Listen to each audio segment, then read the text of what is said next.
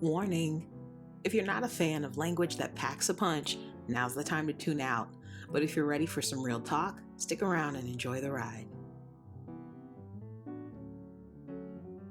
My name is Tramel D. Jones, and I am a strategic career coach.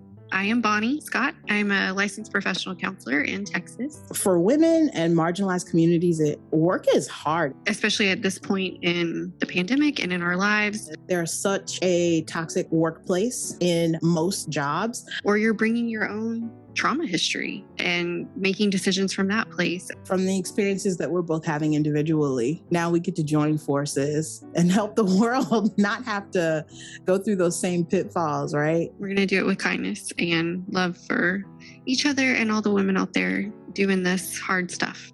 Welcome to the Work and Wellness Podcast.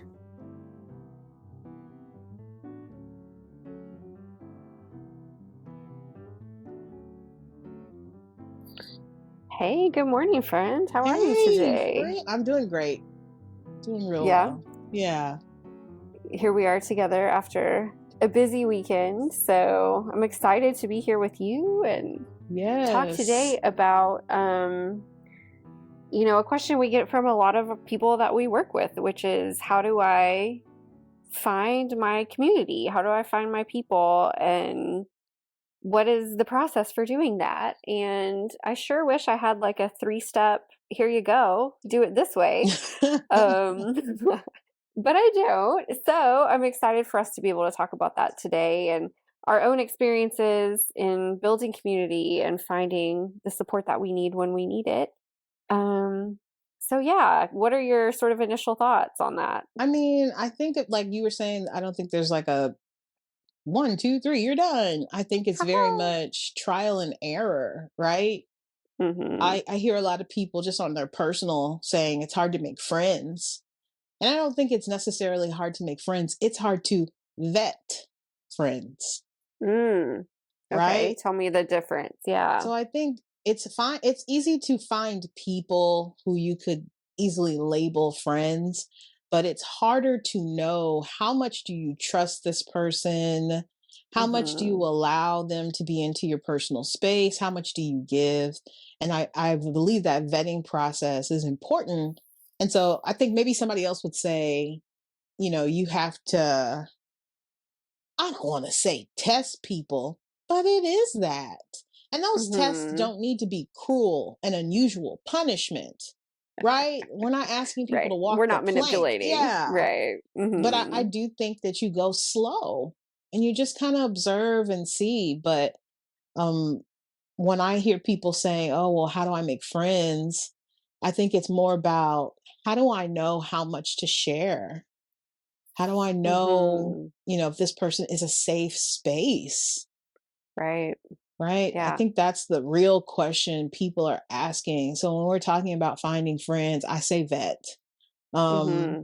and I also say that not everybody needs to be everything for you. Right. Right. Like I have friends who are really great with money and I can call them when I have money questions. Hey, you know, what's the best place for me to get this interest rate in savings accounts? Or I know all the places, where can I go for this? Which banks are the best? I have a couple of Mm-hmm. friends who are like all about that life, right? Oh, they're Okay. Yeah. if you're looking for business banking, go to this bank. They're giving out really great percentage or just whatever. So Sure. Yeah. when I go to that friend for banking, she might not be the best friend to talk about, relationships. Mm-hmm. And I don't fault her for that. I'm not expecting her to be, my 100% go to for everything in life. Yeah. Right. But I can still support her in other areas so that she gets something in return for being that for me. Right. Yeah. So it's not necessarily that people need to be all or nothing for you. Mm-hmm. So that vetting doesn't need to be over indulgent, right? Right. Like you're screening them to join the FBI or No. something. Like, I'm going to need 5 personal references. We're going to need to look at every grade you ever got from kindergarten through now, but I think you're right that there's something to be said for just taking your time when you're getting to know people. Because people can fake it but not forever, right? That's Nobody can right. fake it forever. And so if you take it slow and you let that relationship build, and you sort of see these like little marbles of integrity, right? Like this Yeah. person said they would do this thing and then they did it. And that is how we build trust in each other. You watch for that stuff and you pay attention and you see how you feel in your body when you're reacting with this person. And over time, their true self will come out. And hopefully it matches what you've seen all along. But people can fake it for a Yes, they while. You can. have to take it slow before you're really like spilling your guts or asking for really vulnerable things from people. Especially if it's about, you know, things that are really important to you, like money, like your business, like raising your kids, right? Like things that are really important and difficult that we need support in. You want to make sure that that person is who you need them to be.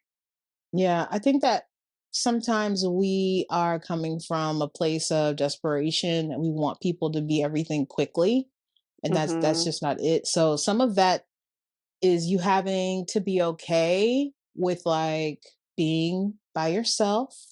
Mhm. I think a lot of people are scared to be alone in any capacity, Mhm. even scared of quiet, right? So it's important to, number one, if you're wanting to find friends, you got to know how to be a friend. And the Yeah. best way to know that is to be self-aware and know yourself. So listening to your inner self or your inner voice. What are the Mhm. things that are important to you? What Yeah. what can you be for other people? What do you actually need? Because Mhm. sometimes if you haven't taken the time to know that for yourself, there are people who can easily prey upon, your insecurities or misunderstandings about yourself, and they'll play you. Right. And I think Right. everybody's worried about that, but they don't realize that the way for you to kind of combat that is to be really strong in yourself, right? Mhm. If you hear something, you say, "Oh no, I don't agree with that," but that's okay if that's how you feel.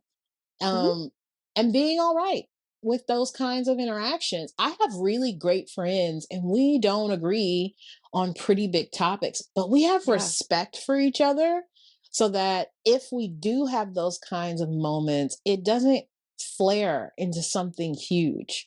It's Mhm. just, oh, really?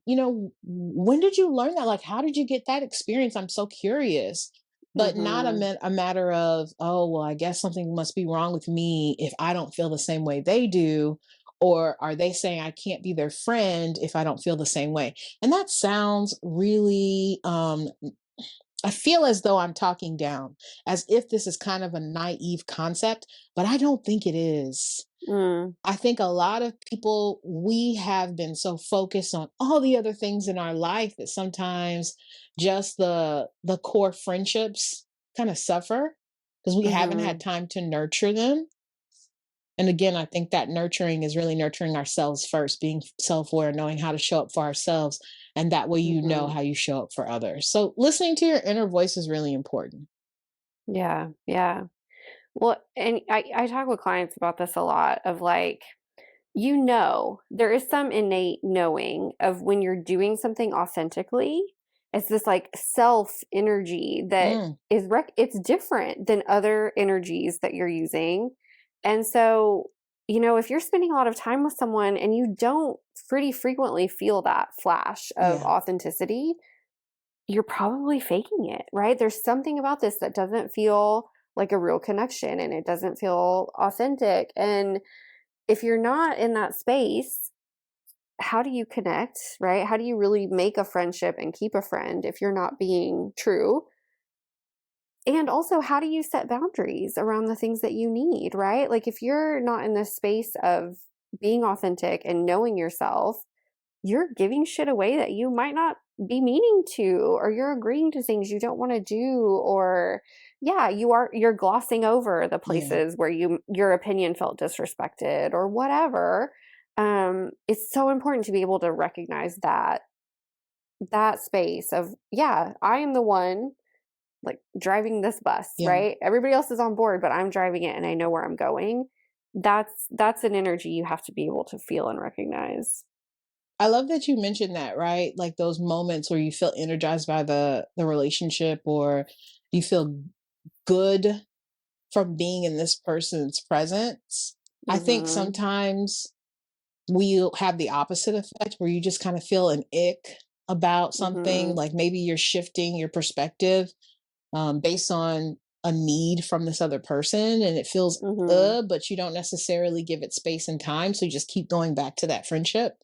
Right. Yeah. And then next thing Mm-hmm. weeks, months have passed, and you're really not the same person anymore. Mm-hmm. So I think you're right. It is important to look for those energizing feelings. I like people in my life who, when I am done being with them, I'm done having a conversation with them, when I'm done texting them, I feel like, yeah, all Mm-hmm. right, let me go back out in this world and get some more stuff done. Right. Mm-hmm. And I think everybody is kind of hoping for that, so that sometimes they imagine it. Mm. They Mm-hmm. won't allow it to authentically happen. That kind of Mm-hmm. goes with what you were saying with like, are you faking it? Mm-hmm. But that too goes back to really listening to that inner voice, right? Yeah. Taking some quiet time to figure out, okay, what is the real feeling I'm getting here? But I love Mm-hmm. that when you feel energized by a person. I think that's a good thing to look for when you're trying to find new friends or make new friends or make new connections, period. Yeah. Hey friends, I'm Tramel. If you didn't know, I run a career planning firm called TDJ Consulting. I focus on working with high achieving women, and you know exactly the ones I'm talking about.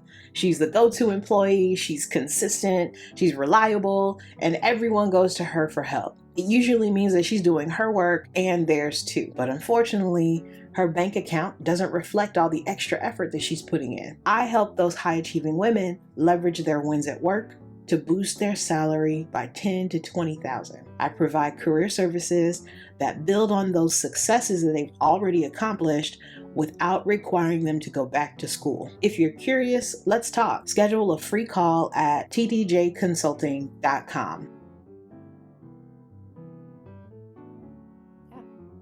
I think it's a good indicator that, yeah, you spent time with someone who built you up and didn't take more than they were giving, right? Like it's a relationship. It's this back and forth of energy that often I think people think, well, I'm being selfish if I'm taking something from this, or I'm supposed to be here and give 100% and not take anything back. That's martyrdom. That's not relationship. Yep. And yeah, and so if you're feeling that like really drained feeling after spending time with someone, legit, like maybe it's just not a good fit, right? Like maybe there's not the friendship chemistry there. But also, are you giving more than you're really willing to give in an effort to keep this person around? And it's okay not to give all the intimate parts of yourself to a friend. It doesn't make Yeah. you a bad person. It's okay. I literally am Yeah. having these conversations with my daughter right now because, of course, she's in the formative years of her life, and she's looking at other girls and saying, I'm not like them. She told Mm-hmm. me the other day that she feels weird. And I said, that's okay. I feel weird too. Mm-hmm. And I know I'm not like everybody else. I wasn't built like everybody else. I'm not supposed to be like everybody else. And that's something Mm-hmm. I've come to be okay with. Right. Um, but I also told her that, nerds rule the world. So Right. if that's something that people are saying, that don't be mad at that. But I said to Right. her, you know, there are very fun and silly parts of me, that things we do here at the house. Like sometimes I talk to her in a British accent, right? Just to be funny. Um, but I say to her, do I use that British accent at the grocery store? Mm-hmm. No. Do I use that British accent at church? No. I Mm-hmm. said, that's a part of me that I only share with people I truly, truly love. Yeah. It's not for everybody. And that's okay. I don't need to share that with everybody. Yeah. There are parts of me that I keep for the closest people in my life. And she was like, you share it with me? I was like, yes, because you are somebody who's very close to me and that I care for. So I think the Mm-hmm. same thing goes back to like, if you feel like you have to earn someone's friendship, that Mhm. you have to be everything and fix them, and that martyrdom, you may Mhm. want to take a step back and identify what's the reciprocity, Right. right? And I Yeah. think reciprocity is different from like the, gosh darn it, I can't remember the word, when tit for tat. Right. Reciprocity is different from tit for tat. Tit for tat is when you're keeping score. I paid for Yeah. lunch this time. It's your time to pay, Right. right? That's different. Scorekeeping will kill any relationship. It doesn't matter what Exactly. There's the no need for yeah. scorekeeping, but I think it's more so, reciprocity is, I had a really hard day. I needed a pep talk. I asked for it. This friend was there for me.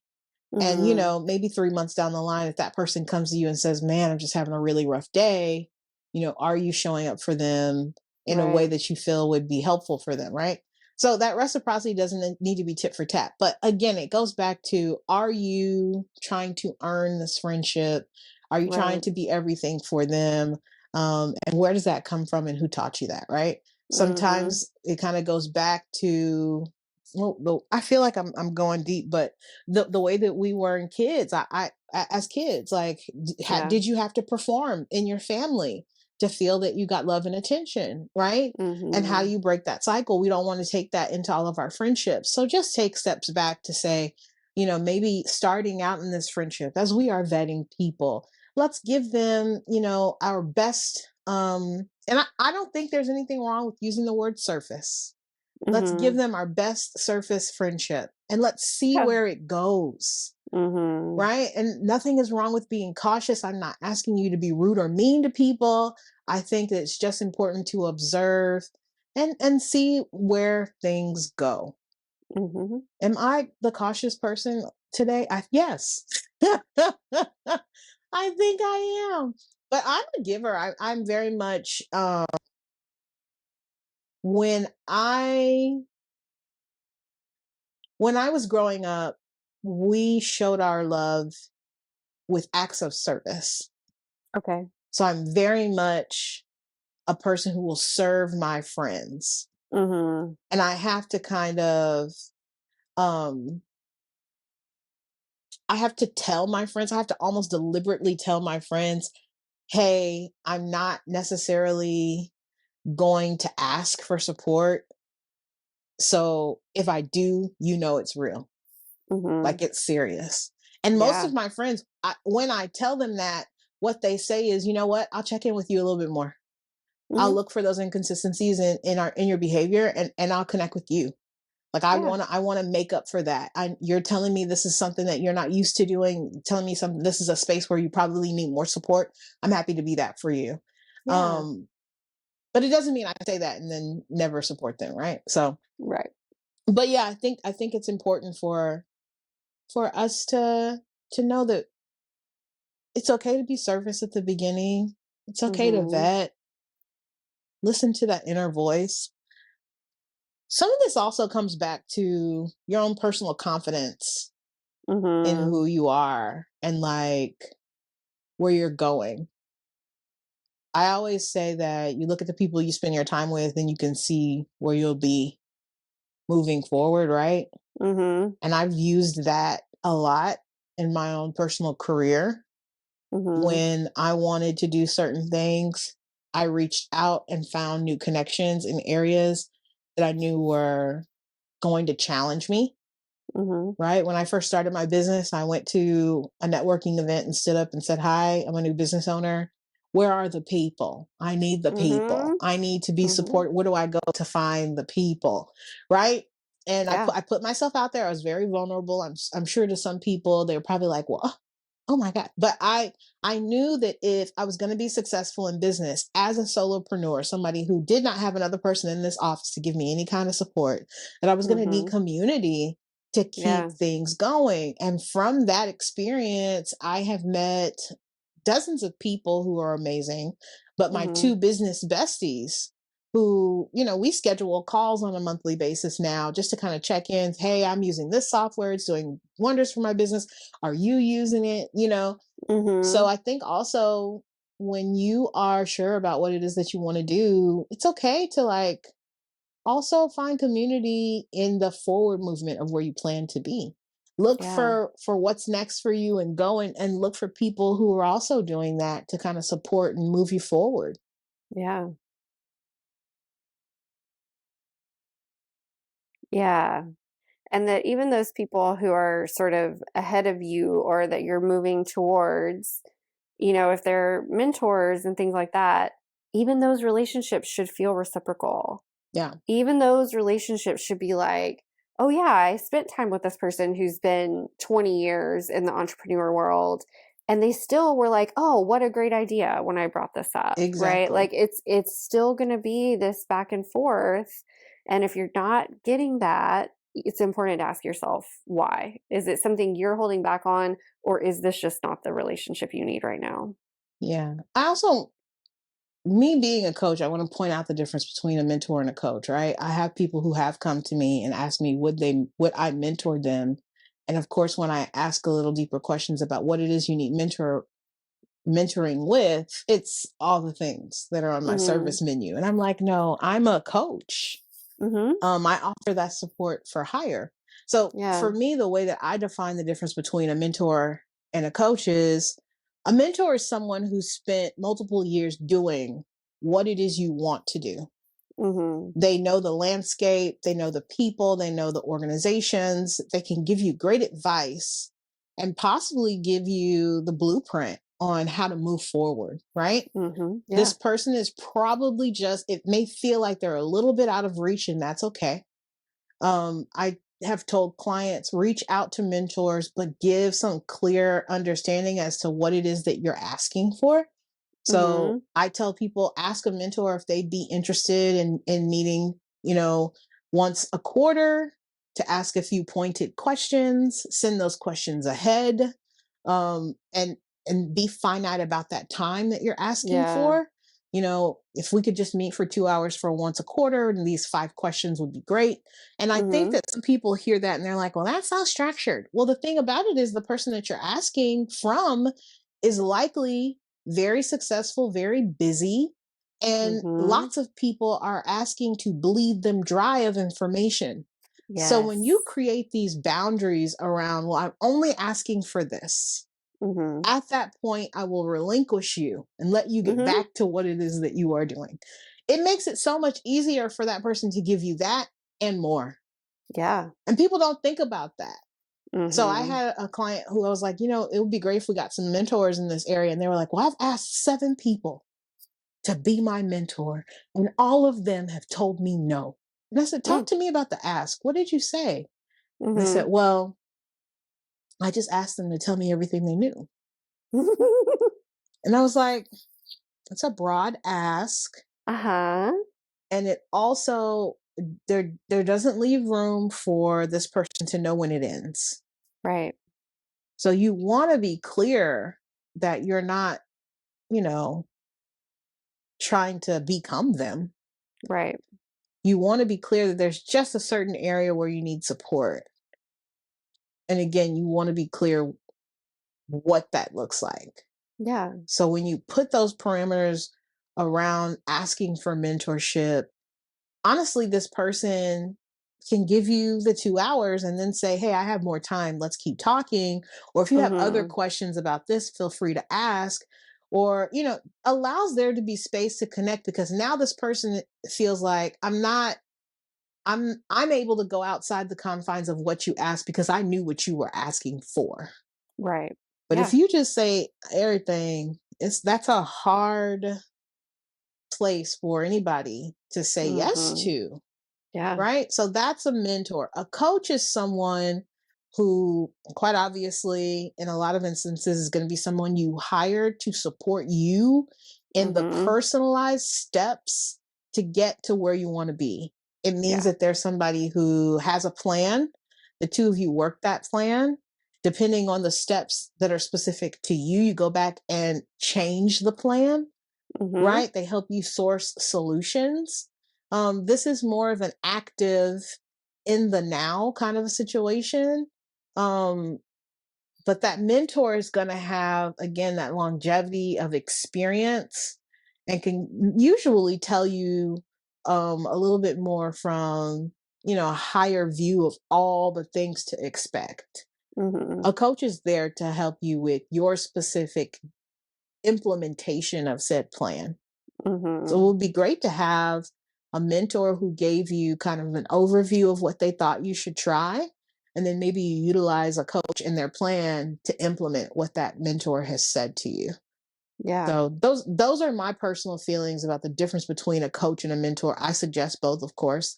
But I think sometimes people are just really uncomfortable with the asks for that. Mm-hmm. Yeah. Well, and that really, the relationship you would have with a coach, it comes with those parameters, right? Like a coach will tell you, this is the amount of time I think we need. This is how much it will cost you. This is what we will work on. These are your deliverables. That's part of what makes that a successful relationship, is the expectations. And so I think you're right when you're talking about making a friend, making a mentor, whatever that relationship is that maybe doesn't involve, like you said, sort of like this is a service someone is providing to you. You still have to have the expectations and you still have to have the boundaries so that you build trust, you move slowly, you know that you can, count on this person and that they can count on you because you're showing integrity. You're doing all the things that make you a person people want to spend time with. Exactly. Hey, this is Bonnie, and I want to take a minute to talk to you about my business, which is Mindful Kindness Counseling, LLC.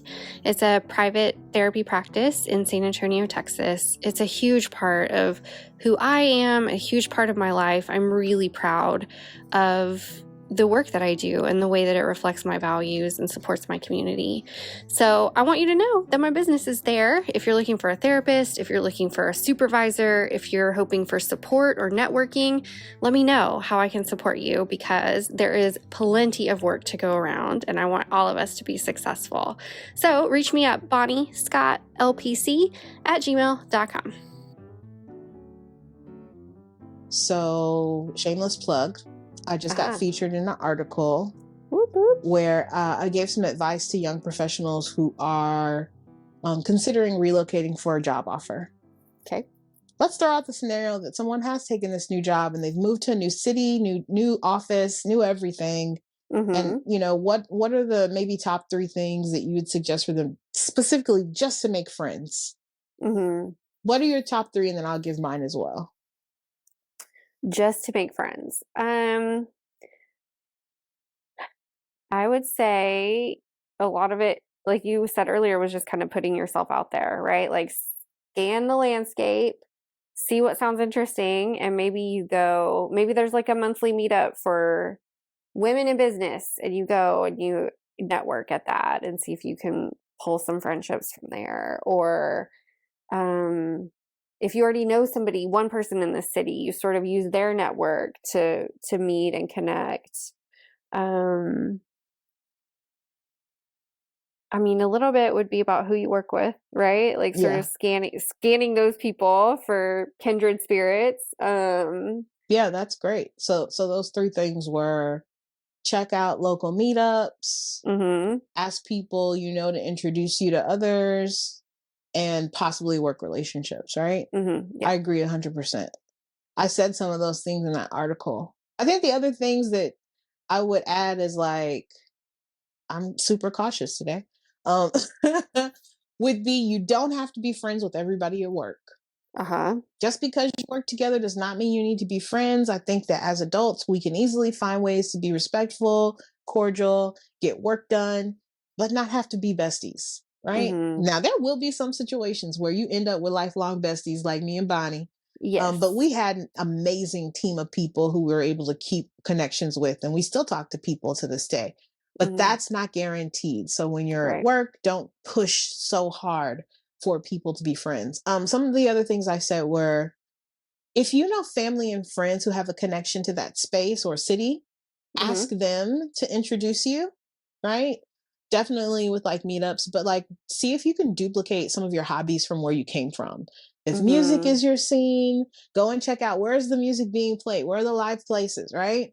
if it is that you're into sports, go to some of these live sporting events and just kind of put yourself out there.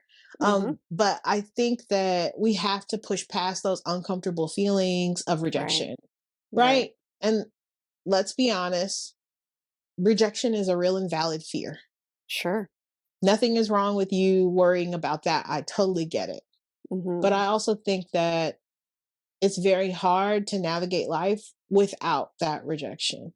I Right. don't know that that happens because, you not trying means you ain't gonna get nothing. So, Right. Well, and that there is a marked difference between being unsafe versus being uncomfortable, right? Like, agreed. uncomfortable, you're probably not going to die. You can tolerate it. You can handle feeling a little awkward at an event if you're Yeah. new there, or you can handle trying to make a connection and it doesn't work and you get rejected. You're not going to die because you Yeah. got rejected. It feels that way. I don't want to downplay that, right? It's It really does. uncomfortable to be like, oh no, I'm not in the in group. I get it. Evolutionarily, all that stuff is important. And also, you're really not going to die. You Yeah. can survive and you can regroup. That is different than being unsafe, right? And so you don't want to ignore those feelings of like, oh yeah, I went to this bar by myself to make friends and now I'm cornered by this creep and I hate them. And but it's okay. I'll just push through because it's discomfort. No, Get out there's of a difference. there. Yeah. There's a clear difference between Definitely. unsafe and uncomfortable. And And it's one of important to know those the you can difference. push through. No, I totally agree. So yeah, I think this is probably a lot more common than people give way to, especially when you're moving up in any area of your life, right? I always tell people that I believe the most uncomfortable thing for the human body is dealing with uncertainty. And when you are trying to build a fresh community, that uncertainty is very strong. Yeah. But the other thing that I mentioned in the article was maybe I don't remember, but I'll say this now. Stay rooted and connected with someone from your past. And my suggestion would be, and this is specific to a person if they have relocated or if you're in a new space where you don't have anybody and you're trying to start fresh, bring somebody from your past or old bestie to the space where you are. Fly someone in and go be tourists. Yeah. Do it together. Let them be your wing woman. Yeah. And I think a lot of people will say, well, I'll just go home. Well, the thing is, when you go home, you're not building anything fresh and new in the new city. Right. So, it's okay for you to go home. Sure. Stay connected, go home, but bring somebody to the new space and y'all go and be adventurous. Yeah. Because you need you got to get out of your space in order to find friends, to find community. And it's always great when you're in your most comfortable space with your bestie. So that's the thing I would say. Yeah. Yeah, I think that a lot of people who are in new spaces of their life, maybe they just got a new job, maybe they just had a baby and they're moving into motherhood. All these changes in life, you're going to be in a place where you need to build community. Right. And all of these things can probably apply to that. Don't feel that, you have to go through this journey called life by yourself. Right. Yeah. And that, and you don't need a ton of people, right? That our brains probably evolved to have maybe 5 or 6 really deep connections. Yep. Essentially like the people you would spend the most of your time with, right? And then we have space for maybe 75, 80 connections outside of that, but they're going to be much more shallow because there are more of them.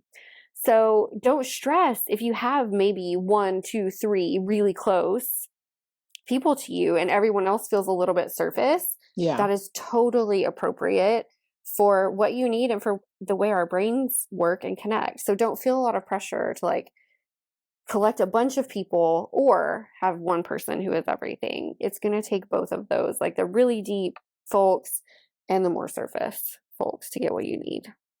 I totally agree. I'm just thinking about like the last time I had to do this and how scary it was. But no, I think you're right. You don't have to worry about creating a mass when it comes to community. You get a Yeah. few good people, and that's okay. Mm-hmm. And for those people to know who to call if they're not the person, right? Like you were saying, if I don't know about this and I call you and ask you and you're like, well, I don't know, but this woman does a great job at this. That's really what you need, is those little spider webs of connection. And it doesn't have to be something you've always cultivated. It's about sort of searching and asking. Definitely. Mm-hmm. I totally agree.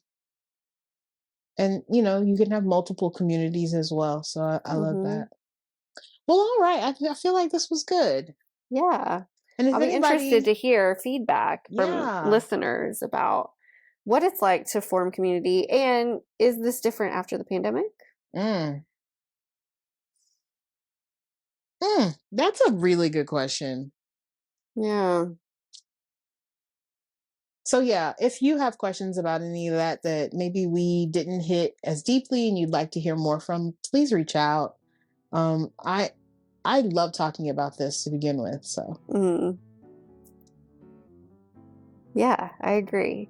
And I mean, we didn't give any like 1, 2, 3 steps, but hopefully there's some content here that is helpful if you are out and searching for your people and your support and getting what you need while also giving back.